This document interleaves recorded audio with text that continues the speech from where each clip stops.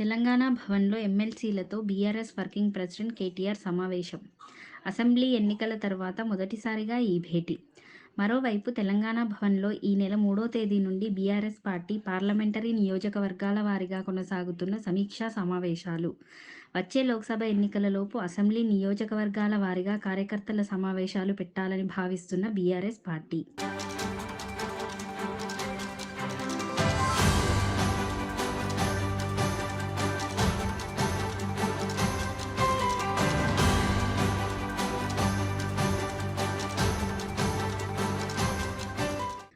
తెలంగాణ భవన్‌లో ఎమ్మెల్సీలతో BRS working president KTR సమావేశం.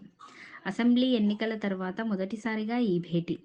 మరోవైపు తెలంగాణ భవన్‌లో ఈ నెల 3వ తేదీ నుండి బీఆర్ఎస్ పార్టీ పార్లమెంటరీ నియోజకవర్గాల వారీగా కొనసాగుతున్న సమీక్షా సమావేశాలు.